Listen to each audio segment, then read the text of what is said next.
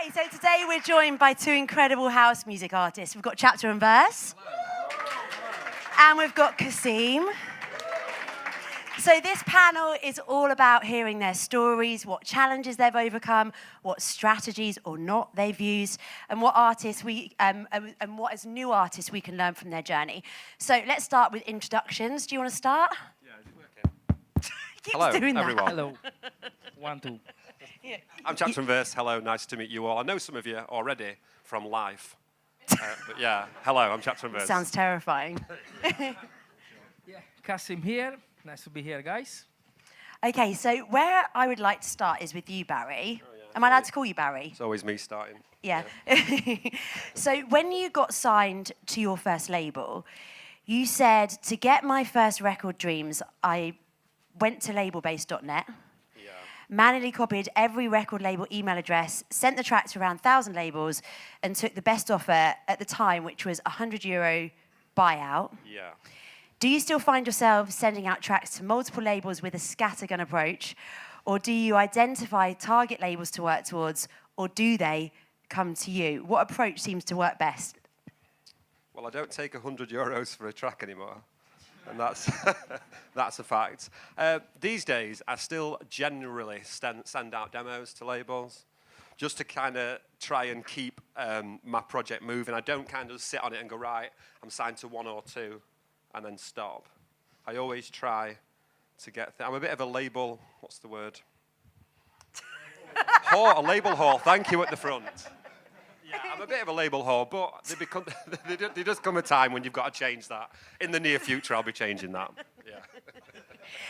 One thing that I'd love to know about you, because obviously when you look down your catalogue, you have released so much music. And as a new artist, what you tend to find is that if you sign to a big label, they want exclusivity. They might want, 4, 6, 8 weeks sometimes between releases. And when you look down your release schedule, especially in the early days, you were releasing so often. How did that work? So I've always done what I want. So I do acknowledge there are at times labels who require between 4 and 6 weeks. I tend to change them on the contracts. But I've always had that approach. I think Mark spoke about it earlier, where people kind of go down one label or go with the scattered approach. I've always gone through the scattered approach and tried to collect label fan bases. That's how I built my fan base, by scattering to loads of different labels and sort of nicking fans from each different place or realm. Now, I still release a lot of music. I've released 82 songs in 4 years. Yeah, so honestly, it's so much. When you look down his catalogue, I was like, how's he doing this? Because on 24 different labels. Do any labels ever get upset with you? Yeah, always. Yeah. How do you manage that? So it's kind of, I was always told, don't send demos out to multiple labels. Always send a demo to one label and wait for a few weeks. I've always completely ignored that. I've always sent maybe 4 or 5 demos and sent them everywhere. And I've done all right.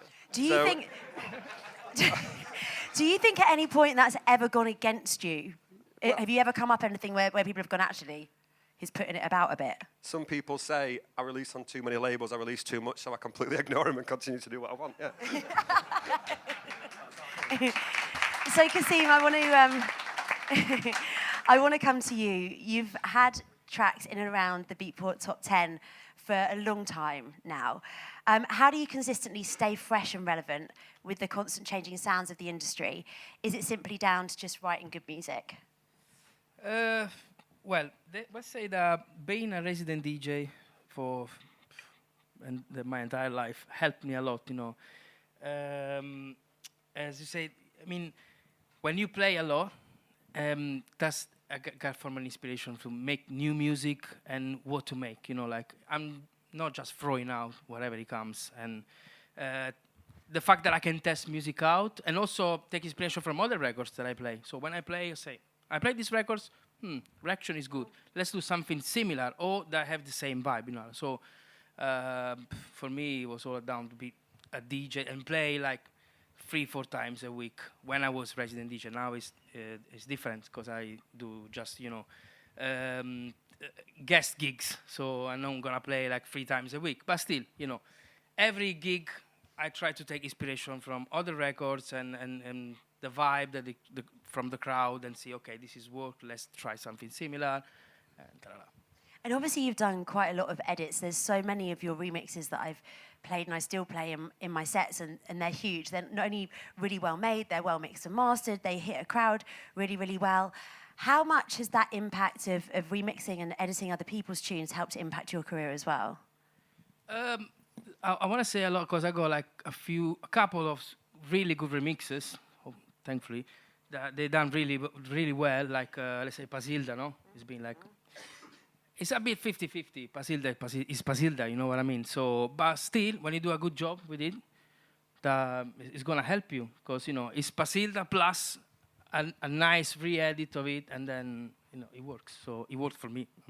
So I just want to ask you the same question that I asked Barry. Obviously, Barry's managed to get away with releasing on lots of different labels, and he has not honoured the 4 to 6 week gap. It's the same. Have you had the same? What's happened? Every time people say me, oh, you release a lot. Like, I don't care. I mean, like, this, maybe if I'm sitting here, it's just because I haven't been released a lot, you know what I mean? So, and if I got a track sitting down, I want to put it out. I want to see, you know, if he's doing well, and then if I was right, you know, when I had the idea. So, I'm a bit against people telling, like, oh, you're releasing a lot. This is my job. This is what I do. This is what I love to do. I love to make music, to put it out, and see, you know, getting played from all the other DJs. So, I don't care what they did. So obviously, Barry, you mentioned in the contract phase, you're kind of renegotiating those points. Are there times that you've put it out outside of that, and have you ever been worried about the legal implications that could have? No. No, I think what happens at the beginning is like you send stuff to labels, and they either take it or they don't. As you go on a little bit further in your career, like I am, I go to labels, they take it or they don't. It's still the same. However, they give me a little bit more flexibility. I say, look, you can have it, but you can only have 3 weeks either side. You know, I do intend to slow down a little bit now I'm coming to this point in my career. But in the past, what has worked for me, and Mark said earlier about just be yourself, do what works for you. You know, do what you think's right for yourself. And that's what I do. Everyone tells you this and they'll tell you that. Just do what you want yourself, you know, and go with your gut and do what you think's right. I always noticed in Beatport, people who kind of do well, then they release something else and they push the other one up, you know. And it's always a toss-off because then you've got Spotify, you're trying to pitch too much to Spotify, pitch too much to the radio. But, you know, just go with your gut, I'd say. So when I had now you can see also big artists doing the same. They got #1, and after a couple of weeks, boom, another one. Hugel's a big one for that. Hugel's releasing Hugel's doing every 3 or 4 weeks, still now, you know. Fisher, yeah. So in such a competitive scene and competitive industry, we've been talking about this a lot today, what strategies would you say that you've used to stand out amongst other DJs and producers? Well, Carly, I think it's very much based on the fact of how relentless I am as an individual. So, like, the way I am with releasing music is the way I am with everything. With getting shows, with doing other stuff like this, with, you know, my social media. I am relentless at what I do. And I feel like that's the way, you know, unless you've got something that's different to everybody else, and unless you can stand out, you're just like everybody else in the room. So unless you can get noticed, all of it's, you know, all the music's never going to... A lot of people come to me and go, I've got all this amazing music, I've got all this amazing talent, listen to these, listen to that, but I can't get anyone to listen. So you've got to be relentless. I think one thing that I really loved about your social media recently, and I chatted to you about this, was I don't know if you've seen on Barry's socials, but he did some really good reels about like how if you're stepping onto the decks, another DJ could set you up. 5 ways. That is just so refreshing. I got set up 2 weeks ago, right? by the opening act in DC, yeah? And he'd not seen my real stuff, and he'd like put me on reverse or something and press the auto cue, so I was auto-loading, and I was like, bro, are you all right? Like, are you all right in the brain? And he's just like, what do you mean? I don't know what you mean. I was just like, but it does happen, yeah, you do get set up. But your reels about it, I think, for me, were just really refreshing because, you know, people can put out really polished stuff and, you know, you should be doing this, you should be doing that. But that, for me, was, like, really raw. And it was something that when I looked on your stats and stuff, it had absolutely Well, everyone flown. liked it and it got loads of views. What's that? Everyone liked it and it got loads of views. Yeah, it got exactly. got me about 200 followers, yeah. Yeah, exactly. What aspects of your brand do you think set you apart from other people? Me. Me just being me. You It's know, true. just being the way I am, no matter what. You know me, Carly, like, personally, no matter where I am, I'm always the same. I'm always Yeah, like you this. are, yeah. I'm Yeah, always like this. And it's the work ethic as well. You know, I do continue to work all the time. I'm always doing something. When we were in Spain, we did a writing camp together, and these guys were having dinner, and I was sat on a little table, weren't I, Carly? He loves this story. Is that not true? Yeah, you were, yeah, That's yeah, the he first was, time, he it's was. the first time I told it. Yeah, go on. That's true, and I was sat doing some edits for someone for Tomorrowland while you were eating dinner. My steak were getting cold. He was, but then while we were in the studio at the other points when we were working, he was sat outside chatting, drinking wine. So Eating sweets. yeah, I also I kind of want to put a little violin out for you and go, oh, I feel really Eating sorry for you, sweets and mate. drinking but wine. Exactly. Then I put the wine away because I drank it all. You just picked your moment. You made it more dramatic. You were like, right, guys, you're on a big, long table. He had his own table set over in the corner, didn't you? Like a little table. Laptop fully out. CASSIMM, I'd love to come to you on that question as well. What aspects of your brand do you think sets you apart from other people in the industry? That's a tough question. My sound, probably, or the fact that other people see me as a consistent producer, you know, like always been releasing. So probably that. And also, I want to touch on a little bit about your story. Obviously, you came to London and you moved here in 2014. Yeah. Did you think for you as a producer, as a DJ, that was essential at the time? And did you find that it was pivotal for your career growth as well? Yeah, yes, for CASSIMM, yes. I mean, before CASSIMM, which is a project that I started like around 2014, I used to release under my real name, you know, like, so I wasn't new as producer or as a DJ. Because I was, again, resident DJ in my own country for a long time, making music on a different name, I felt like I want to change. I want to go somewhere else, have fresh air, you know, like new inputs. Well, better than London, you know. London was, it is the spot where everything is a step ahead, you know, music-wise. So, let's say for me, it has been like a good thing. Probably not a must. I mean, like, this is my experience, but it's not something that you must do. It's not that if you live in your own city, you're not going to make it because you don't move to London, you know what I mean? So I'll do it again, definitely.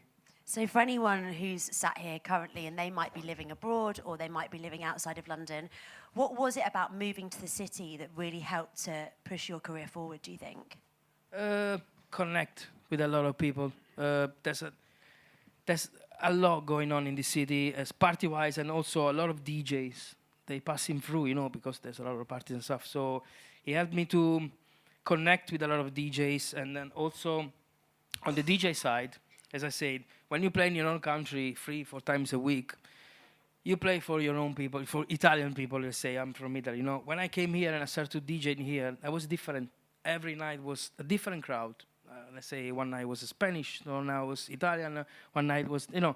So that helped me to grow as an artist, as a DJ, and get ready to gig abroad, be confident with myself, and, you know, learn how to really understand a dance floor internationally. I mean, like with different kind of crowds. So that helped me definitely on the side.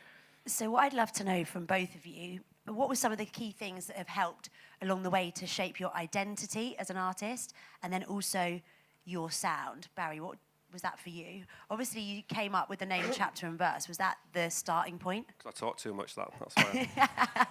That's why it's called Chapter and You Verse. don't talk Because I too talk much. too much. No, you don't. Honestly, Carl, I do. No, you don't, honestly. What was the question? I was just looking at you like this. And what were some of the key things that shaped your identity and your sound? So when I first started, I wanted to make kind of big room tech house music. I saw like Fisher, and at the time like Martin Ikin releasing all these, and I'm thinking, right, I want to do big room tech house music for big festivals, or do big shows. 3 or 4 weeks after, COVID hit. So everything that I wanted to make and that I was making was kind of rendered useless because there was no shows and the foreseeable was not known, so it could have been 3 or 4 or 5 years. 3 weeks initially, wasn't it, or something? Huh? They're like, but you're going to stay in for 3 weeks, and then it became 2 years. Yeah, exactly, yeah. So I built a studio in my house, and kind of when I was in that studio, I just continued with what I was doing, and kind of like, I tried to like then get to a point where there was something that I created which was known as my sound, which I feel like I made about 2 years ago. And that's always a massive constant battle when you're trying to create a sound. You get to a sound, you're saying, right, when is that point? You know, when is that point when I'm at my sound that I continue to do what I'm doing, or do I try now to evolve? Yeah. That's the massive thing for me. One thing that I really struggle with is tomorrow, what am I going to make? More chapter and verse, something more groundbreaking, something more innovative, you know, and that's...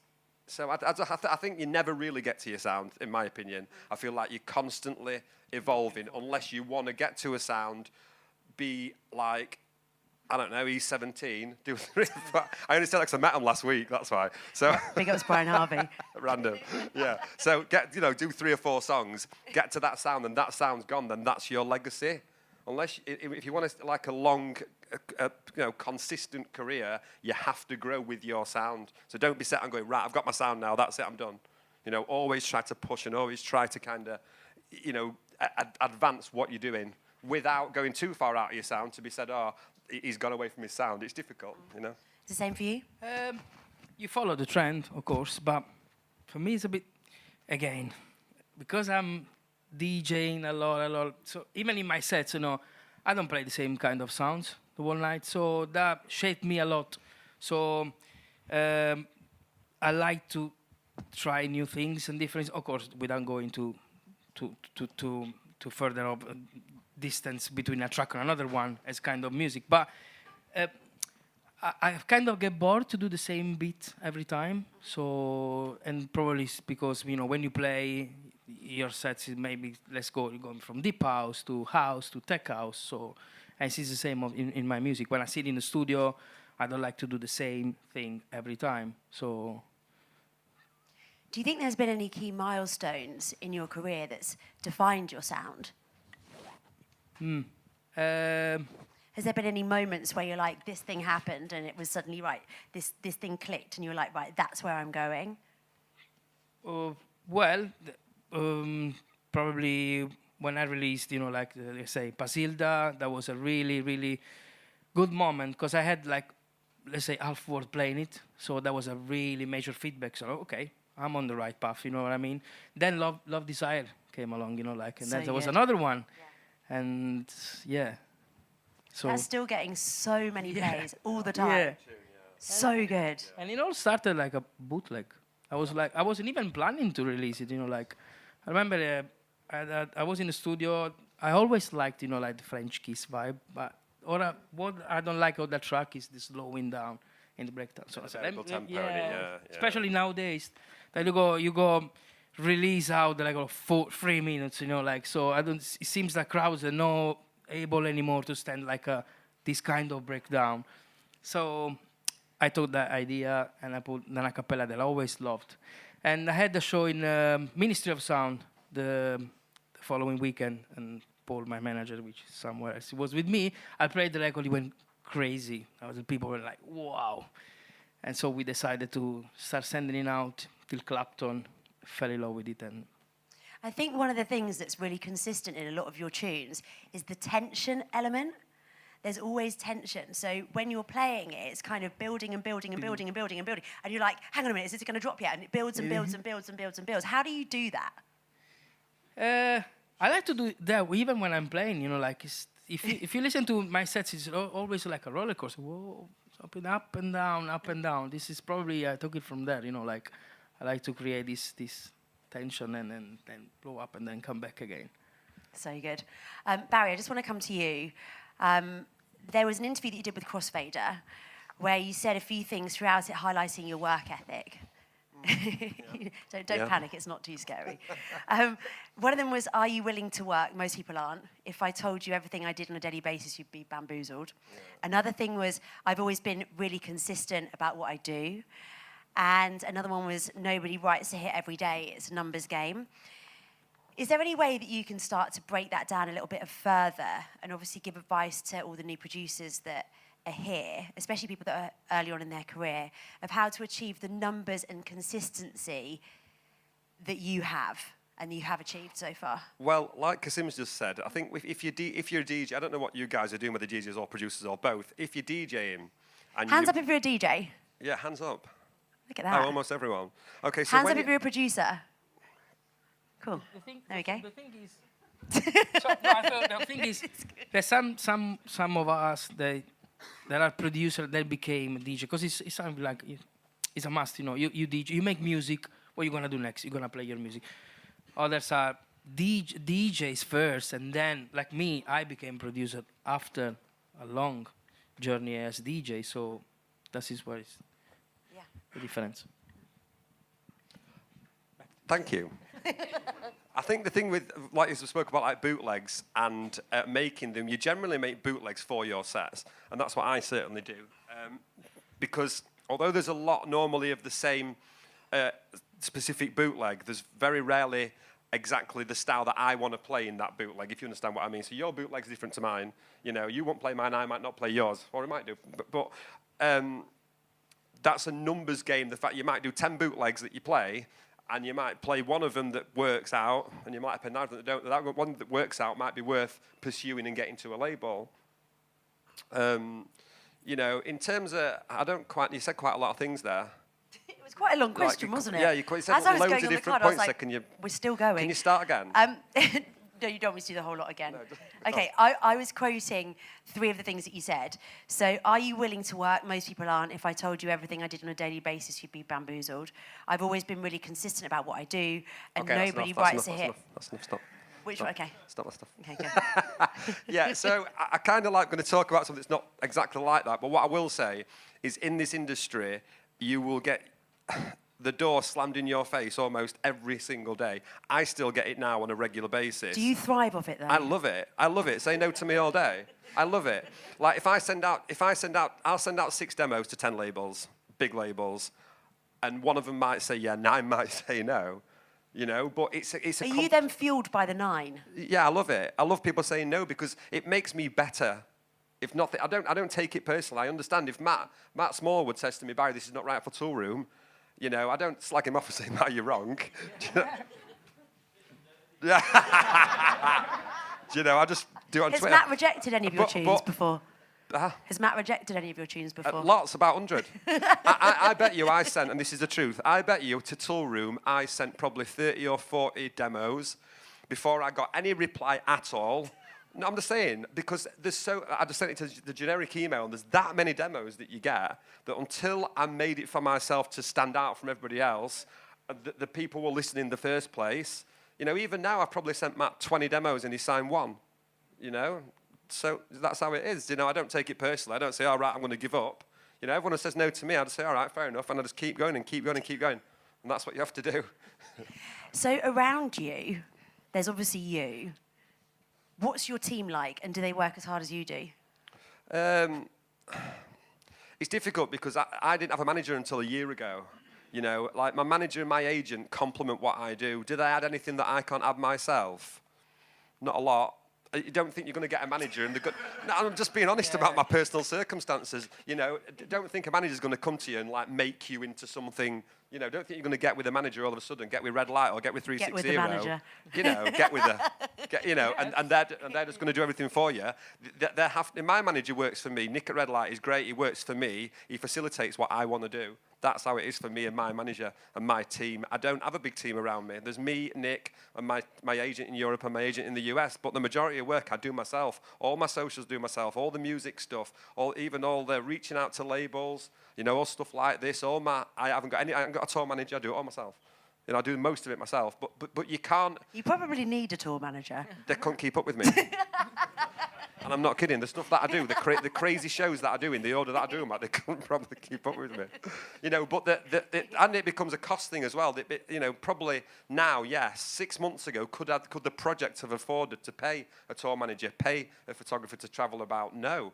6 months, probably now, probably yes. But then you have to be willing to suffer short term. If you want to make it and get to the level, you have to be willing to suffer and to lose short term. And it's not profitable for a long time. It's took me probably 3.5 years to make any money, and I have been on a lot of good labels, but it takes a long time but you have to be willing to suffer short term for the long term longevity of the project. Where does the majority of your income come from? Well, now it comes from all over. I've got label deals where I get advances. I've got publishing. I've got PRS. I've got shows. I do other production for other people. I've got their publishing, and it's about getting little bits. It just takes them a long time to come. Yeah, remixes is a good income, but it just takes a long time to come. But when it does come, like last week, I don't mind talking about it because it doesn't bother me. But last week I got a couple of grand from here, a grand from here, 500 quid here, two grand there, and I'm getting enough little bits from all over to facilitate the project. I'm not talking about my personal stuff. I'm talking about the project. Now, because I've released on loads of different labels, I did a song with Insomniac 3 years ago, forgot about it completely, got a few grand last week. Do you know what I mean? And if you keep releasing regular and you keep going regular every 3 or 4 weeks and you keep over 4 or 5 years, eventually the money will keep coming in bits and it drips in. But it drips in, that's the thing. Yeah, but it drips in decent amounts. You're not talking about 100, 200 euros. You're talking about thousands from all over when you get to the point where it all comes to fruition. But in the short term, for the first 3 or 4 years, and that could be the first 6, 7 years. It could be the first year, depending on what you get. It could be 10 years. But for that section of your career, you have to be willing to suffer short term, and you have to be prepared to rough it. And that's how it is. But your stats at the moment are pretty good, aren't they? If you look on Spotify, what you on like 750,000 listeners a month? Around that?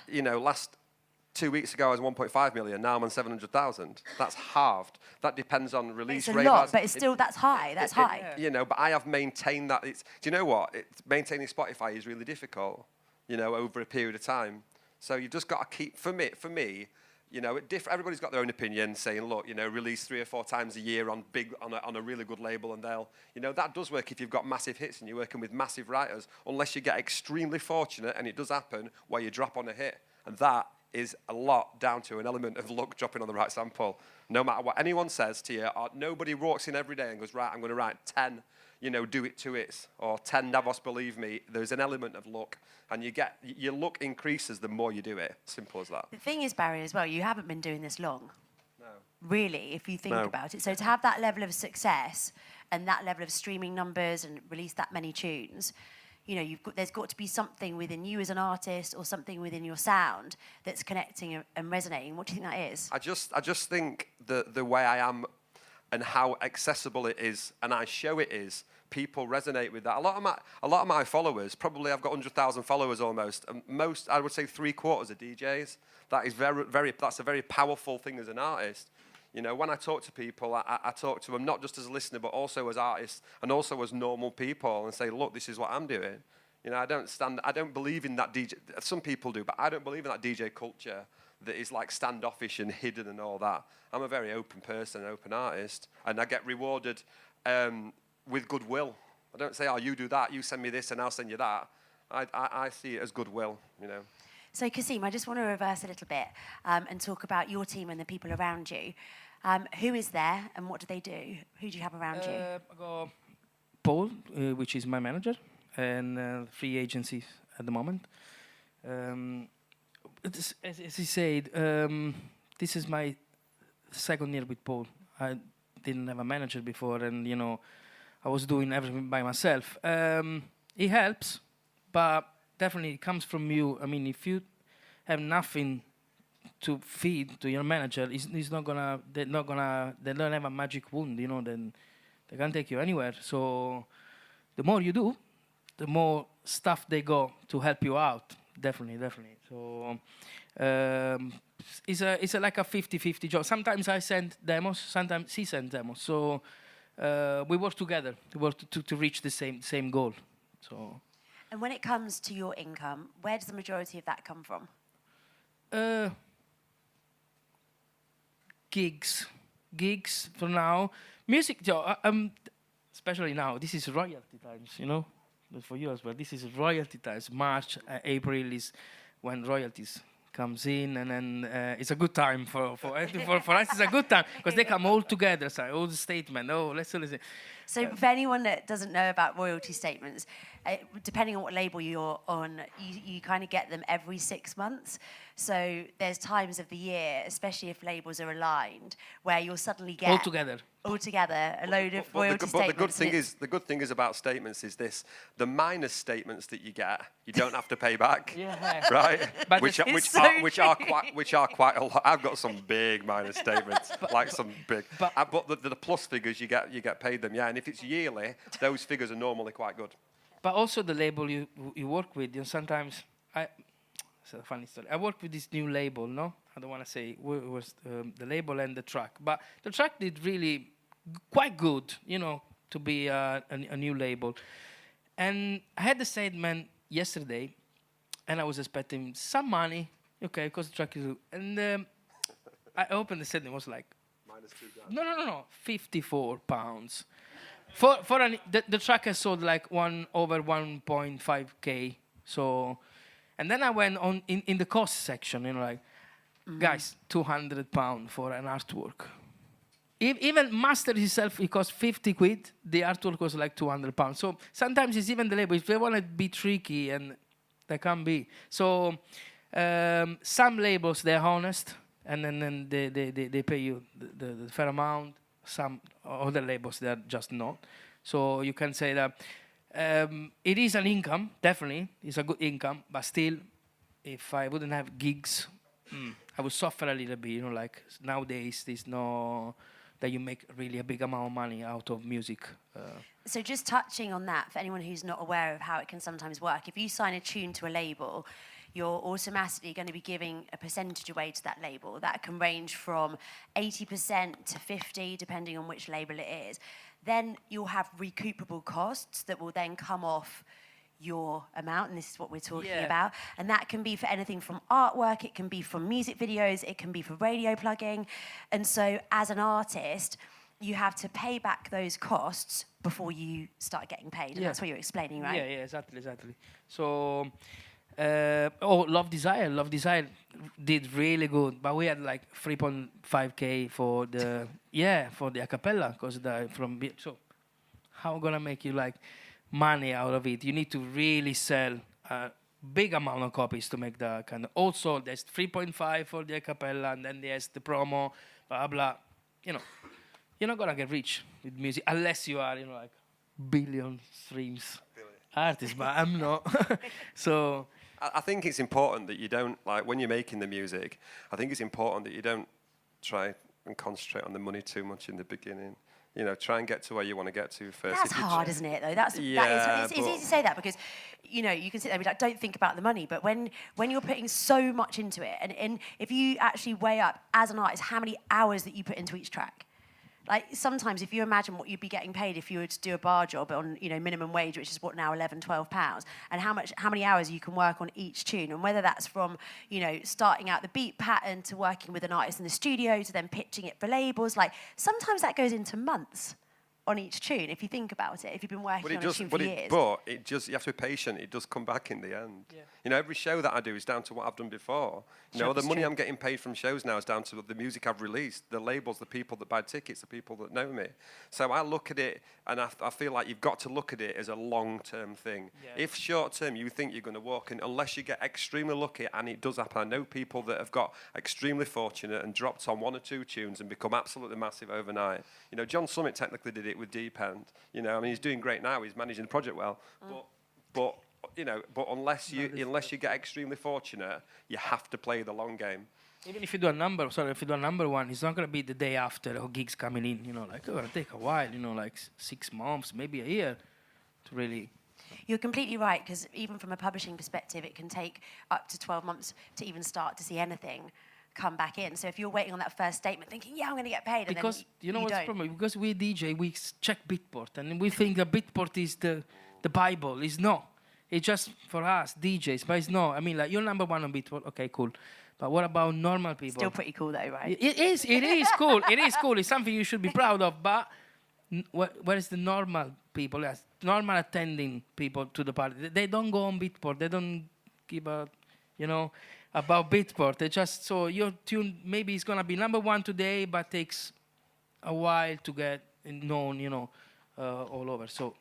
I think the way that I did it was I kind of got myself to a size where I had a fan base, which I grew through the labels, and then all these little royalties that I get now are all from those little individual labels and little individual tunes, but they're regular, and I wasn't expecting them.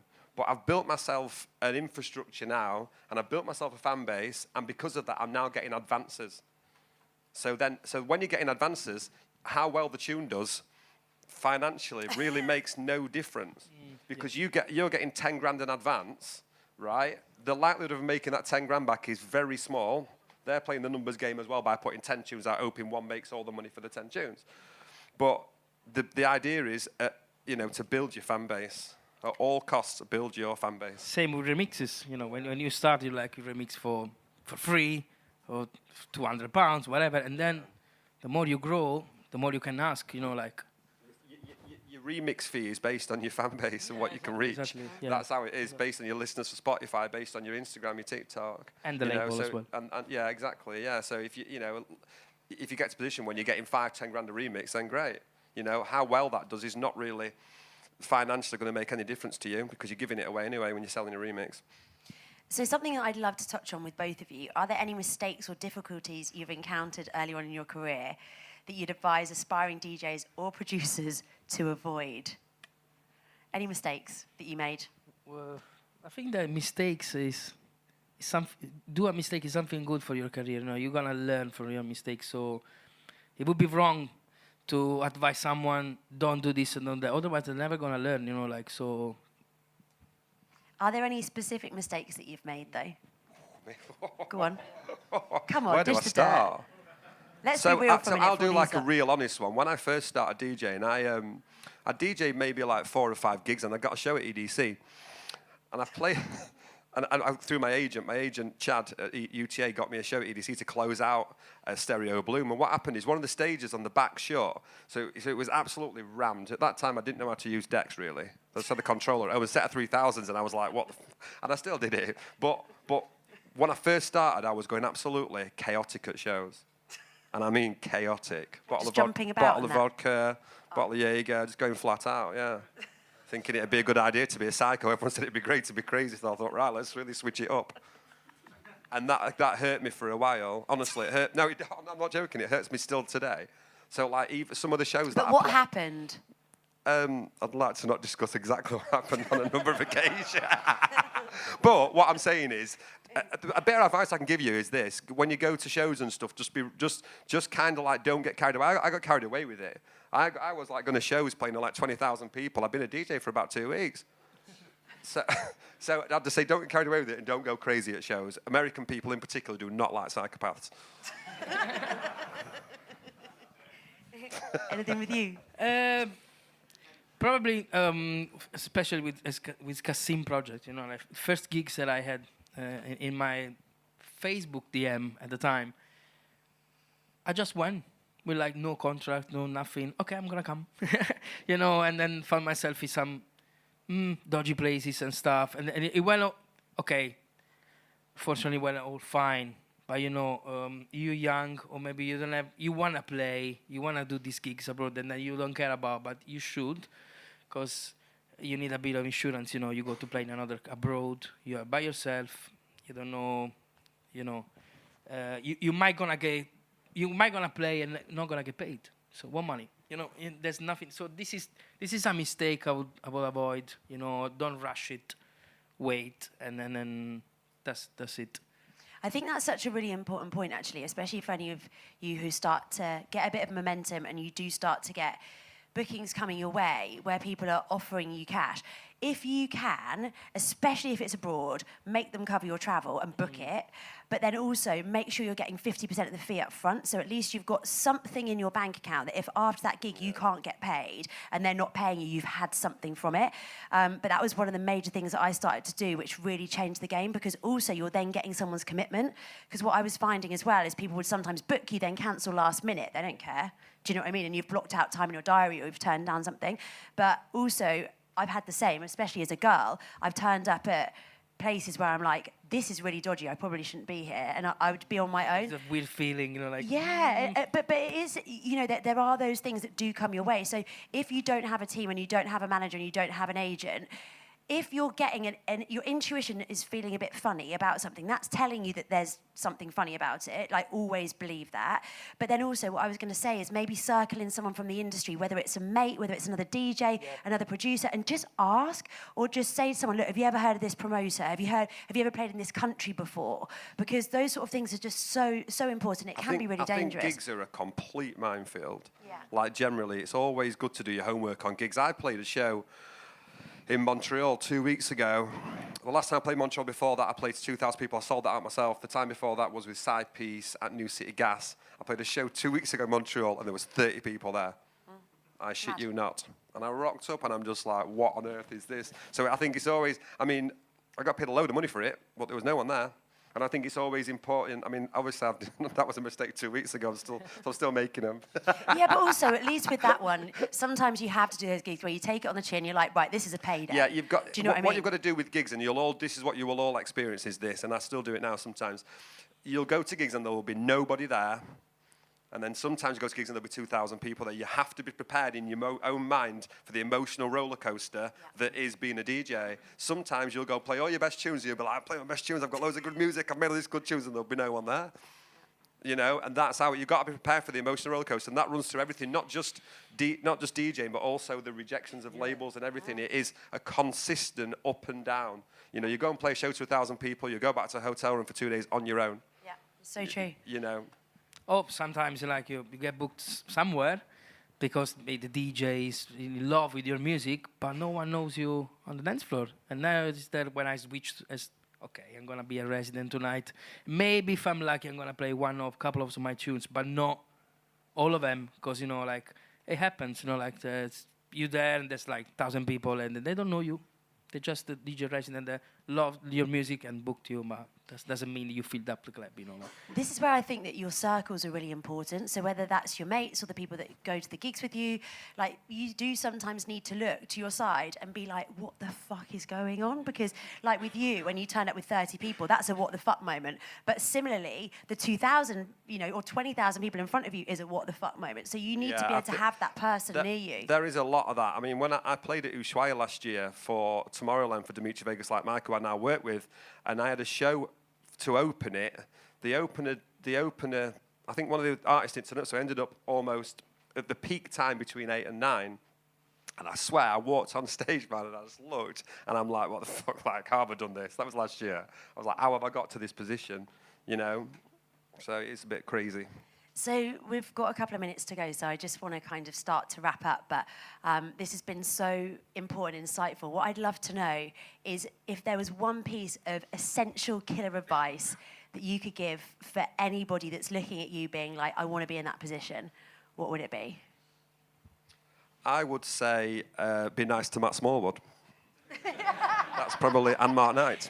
Buy Matt Smallwood and Wes from donuts. Defected, and Griff Harding from Defected. What about you, Kassim? Just keep going, keep making music, keep believing in. Just this. This is what helped me a lot.